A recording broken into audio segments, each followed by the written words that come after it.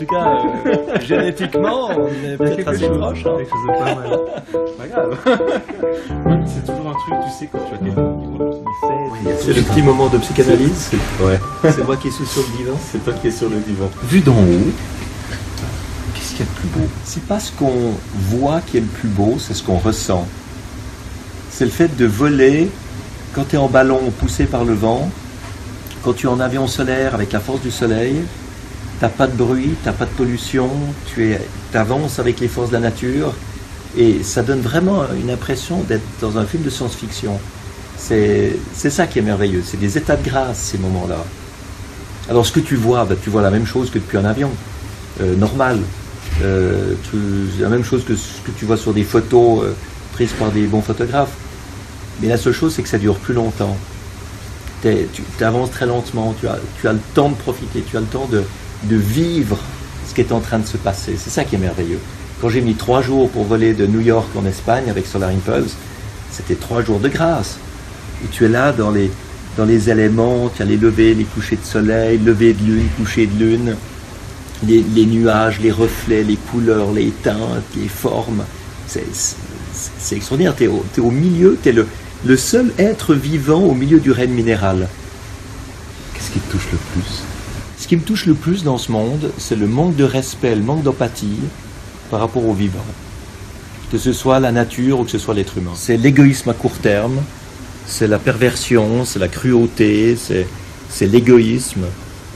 Ça me touche beaucoup.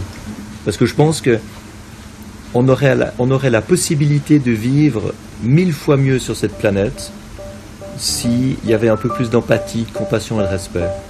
Tu as donc des personnalités qui ont participé à Souriez, vous êtes croqués. Et puis, on a relevé en fait des messages positifs.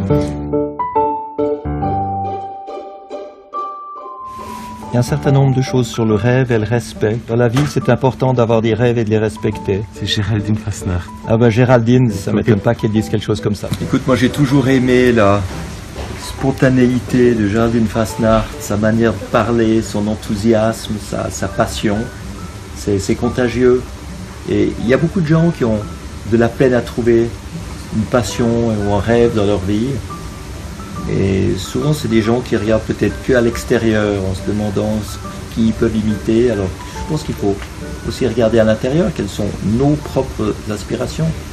Comment est-ce qu'on se visualiserait dans le futur? Ça, c'est important pour savoir quel genre de vie on a envie d'avoir. Respect et sourire. C'est bien parce que c'est 2 aspects importants de ce qu'on doit témoigner. Le respect, c'est une valeur, je pense, fondamentale qui consiste à se mettre à la place de l'autre. À avoir aussi la responsabilité ou porter la responsabilité des actions qu'on mène. Le respect, c'est par rapport à l'environnement, c'est par rapport à l'humanité, c'est par rapport à la souffrance des autres, c'est par rapport à la pauvreté, par rapport à tout ce qui se passe finalement dans le monde. C'est une chose qui changerait le monde s'il y en avait davantage. Le respect et l'empathie. Je pense que l'empathie, c'est aussi important que le respect, mais c'est peut-être la conséquence du respect.